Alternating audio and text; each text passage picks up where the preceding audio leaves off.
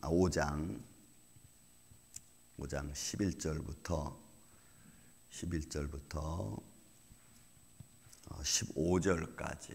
15절까지 말씀을 교독하겠습니다. 우리는 주의 두려우심을 알므로 사람들을 권면하거니와 우리가 하나님 앞에 알려졌으니 또 너희의 양심에도 알려지기를 원하노라.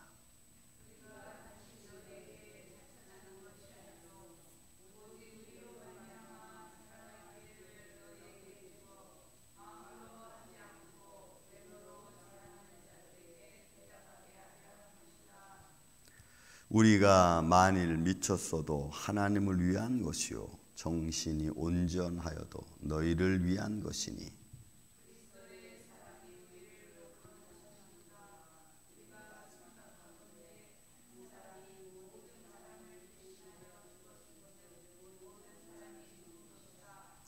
그가 모든 사람을 대신하여 죽으심은 살아있는 자들로 하여금 다시는 그들 자신을 위하여 살지 않고 오직 그들을 대신하여 죽었다가 다시 살아나신 이를 위하여 살게 하려 하심이라.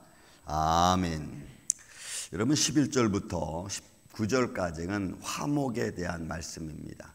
근데 11절부터 오늘 15절까지는 하나님의 화목에 관한 말씀을 바울이 선포하고 16절부터 19절까지는 그 화목된 직책을 우리에게 주셨다는 겁니다. 그래서 16절 이하로부터는 우리가 해야 될 화목이고 11절부터 15절까지는 하나님이 우리를 향하여 들려주신 화목에 대한 말씀입니다. 그래서 바울은 왜 이 말씀을 전냐면 우리가 지금까지 쭉 봤잖아요. 고린도 교회 성도들이 지금 어떤 모습에서 불화하고 있는지 우리는 아주 예민하게 생각합니다.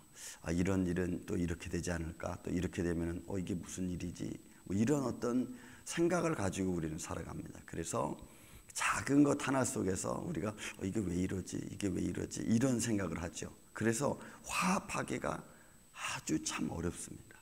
정말 그런 것 저런 것을 우리는 뒤로 하고 어떤 상황이 어떤 모습으로 우리에게 다가온다 할지라도 그런 것들을 툭 믿음으로 쳐내고 우리가 앞으로 달려갈 수 있는 그런 믿음의 삶을 살면 괜찮은데 우리는 너무 센시티브해서 이런 일이 일어나면 이게 무슨 의미지? 또 저런 일이 일어나면 이게 또 무슨 의미지? 저런 생각으로 우리 마음이 늘 왔다 갔다 한다는 겁니다. 그런 것들이 화목하는 데 있어서 굉장히 힘들게 하는 요소 중에 하나입니다. 여러분 큰 게 아닙니다. 아주 작은 것 하나입니다. 그래서 그런 것들이 우리 마음을 말씀으로 하나로 묶어주는 데 있어서는 우리를 힘들게 하는 것 중에 하나다. 여러분 지금 고린도 교회가 그런 겁니다. 여러분 바울이 정말 하나님 복음을 고린도 교회에 전하는데 잘못 전했습니까? 그렇지는 않잖아요. 또 그가 자기 뜻으로 했습니까? 아니잖아요. 또 환경이 이렇게 이루어지고 저렇게 이루어진다고 해서 그것이 내 마음대로 이랬다 저랬다 하는 것도 아니고 분위기를 또 마음대로 바꾸는 것도 아닙니다. 근데 사람들은 그런 걸 보는 거예요. 이거 분위기가 왜 이러지? 왜 이렇게 이루어지지? 이건 무슨 의미지? 이래서 이런저런 생각이 하나님을 바라보는데 마음을 집중하는데 못하게 한다는 거예요. 이것이 오늘 우리들의 모습이나 그 당시에 고린도 교회 성도 모습이나 다르지 않습니다. 그런 중에 하나님의 화목을 바울이 강조하고 있습니다. 여러분 보십시오. 우리는 주의 두려우심을 알므로 사람들을 권면하거니와 우리가 하나님 앞에 알려졌으니 또 너희 양심에도 알려지기를 바라노라. 그러니까 바울은 하나님이 우리를 부르시고 우리를 하나님의 종으로 삼으시고 또 부름받은 자의 모습으로 불러줬으니 그 모습 그대로 너희에게 나가는 거죠. 그래서 그들의 양심에 따라서도 그들에게 보여진 나, 그죠? 그 모습이 그대로 되길 원하는 거예요. 뭐 거짓되고 또 무슨 뭔가 좀 가면적이고 이런 모습이 아니라 그냥 진실되게 보여지길 원하는 거예요. 그런 진실되게 보여지는 그런 마음을 가진 바울과 그의 일행들, 그런데 사람들은 다 가식적으로 보는 거예요. 이게 정말일까? 이거 왜 이렇게 됐지? 이게 무슨 의미를 주는 거지? 이렇게 자꾸 가식적으로 진실하게 보려고 하지 않아요. 그런 그들에게 바울은 너희 양심에도 그대로 그냥 하나님이 우리를 부르시고 종으로 우리를 불러주시고 복음 전하는 자로 보여주신 그대로 난 너희에게 또 너희 양심대로 보여주기를 원한다. 그러니까 그런 모습 속에서 하나님의 은혜도 그대로 전달되기를 원하는 거죠. 우리가 다시 너희에게 자천하는 것이 아니요. 여러분, 내가 무엇을 내 스스로 너희에게 나를 드러내기 위한 것이 아니라는 거죠. 그래서 가식적이지 않은 것, 하나님이 부르신 그대로 가는.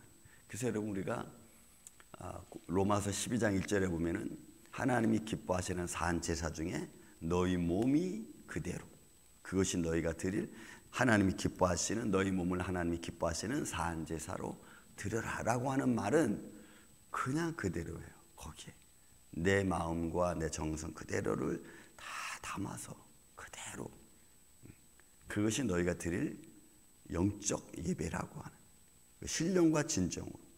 근데 다시 너희에게 자천하는 것이 아니고 우리가 뭘 이래서 저래서 또 어떤 뭐 자료를 모아서 너희에게 내가 이런 사람이다 저런 사람이다 라고 스스로 그런 거 하지 않는 거예요.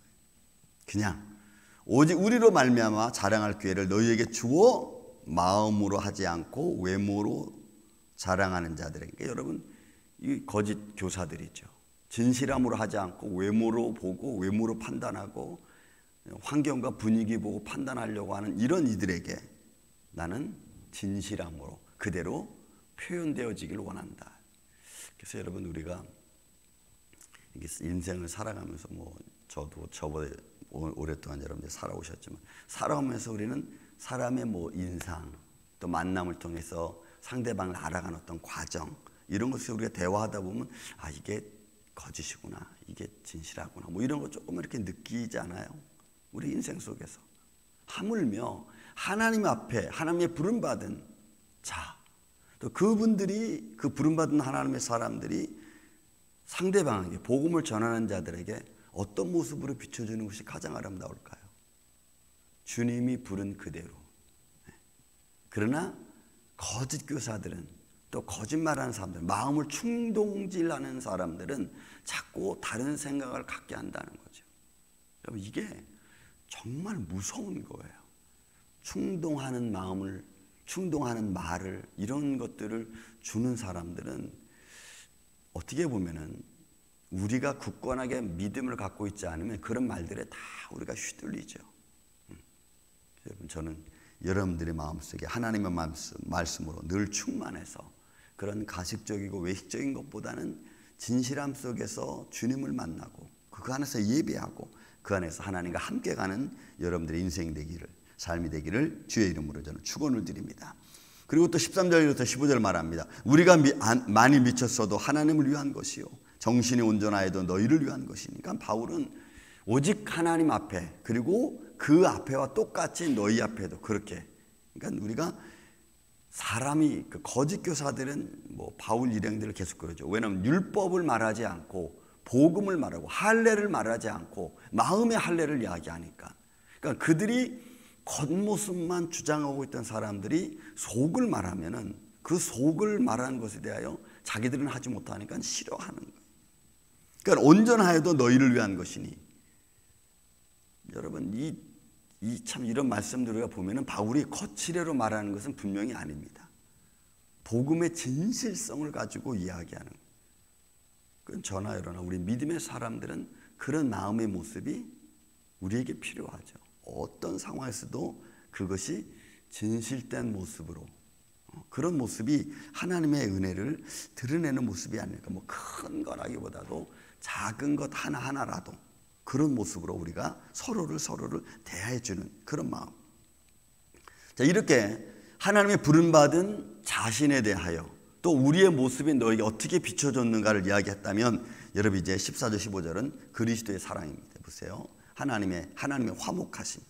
자, 그리스도의 사랑이 우리를 강권하시는도다. 우리가 생각하건대 사람이 모든 사람을 대신하여 죽었은즉 한 사람이 여러분 모든 사람을 대신하여 죽었은즉 모든 사람이 죽은 것이라. 그리스도의 십자가의 사랑을 말하죠.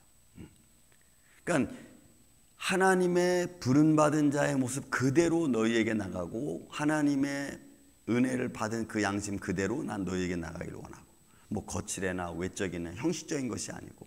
왜 그러냐면, 왜 우리가 그렇게 나가냐면 바로 예수 그리스도가 그렇게 하셨기 때문에 그렇다는 거예요. 지금 얘기하는 거예요. 예수님 우리에게 그렇게 진실하게, 예수님이 그렇게 우리에게 아주 사랑의 화목의 모든 것으로 우리에게 보이셨기 때문에 우리도 그렇게 너에게 나간다는 거예요. 그것이 여러분 14절 15절 말씀. 그리스도의 사랑이 우리를 강권하시는도다. 여러분 이 강권하는 것은 이끌어가는 거예요. 그대로. 왜냐하면 그의 사랑하심이, 그의 화목하심이 우리를 그렇게 이끌어간다는 거예요. 그러 이끌어가니까 우리도 너희에게 그렇게 나아가는 거죠. 우리가 생각하는데 한 사람이 모든 사람을 위하여 죽었은즉 그리스도의 사랑이 나를 향하여 죽었으므로 나도 똑같이 그 길을 따라서 간다. 그러니까 이 화목은 정말로 가식적이지 않고 진실함 그 자체죠. 사랑 그 자체. 또 15절에 말합니다. 그가 모든 사람을 대신하여 죽으심은 살아있는 자들로 하여금 다시는 그들 자신을 위하여 살지 않고. 그러니까 화목의 진짜는 하나됨은, 여러분 우리가 부부가 하나됨은 서로를 위하여 사는 거죠. 서로를 위하여 사는 것이 곧 나를 위한 삶이 된다는 겁니다. 그게 에베소 5장에 있는 말씀이에요.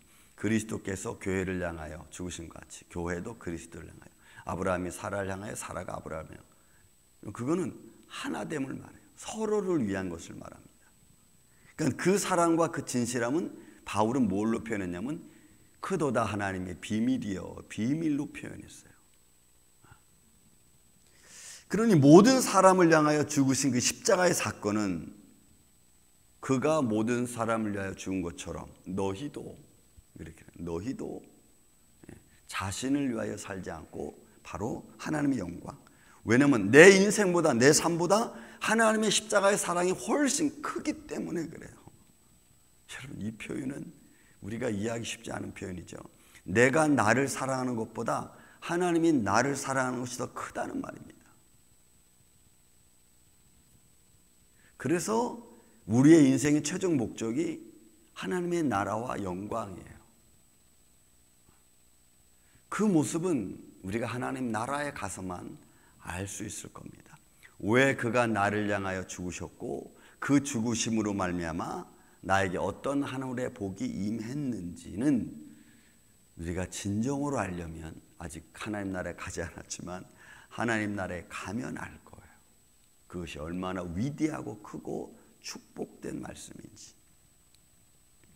다시는 그들 자신을 위하여 살지 않고 오직 그들을 대신하여 죽었다가 다시 살아나신 이를 위하여. 그러니까 결국 이것도 이사야 43장에 나와 있는 말씀과 똑같은 말씀. 내가 그를 불렀나니, 불렀다 그래서 하나님, 그것은 그가 나를 찬양하기 위함이다. 내 찬송을 향하여 지음받은 자를 오게 하라, 이렇게 말. 그게 여러분 이사야 43장 말씀. 그래서 이스라엘 백성들 향하여 오라고 하는 거죠. 왜? 내가 내 영광을 향하여, 그들이 나를 찬양하기 위해 내가 그들을 지었다고 하니까. 그러니까 여러분 우리의 삶이 결국은 그런 모습으로 나아가는 거예요. 믿음의 모습으로. 여러분 우리 이 인생, 이런 말씀들을 우리 인생의 삶에 우리가 적용하면 우리는 우리 이웃에 대하여, 내 주위에 있는 많은 사람들을 향하여 우리는 주님이 나를 향하여 화목의 모습을 보이신 것처럼, 십자가의 상을 보이신 것처럼 우리도 이제는 그런 모습을 가지고 살아가는 겁니다. 이런 좀 깊고 넓은 마음을 가지면 이해하지 못할 게 없을 것 같아요. 그리고 그런 이해된 삶을 우리가 살면은 조금 마음이 불편하지 않고 편해질 수 있죠.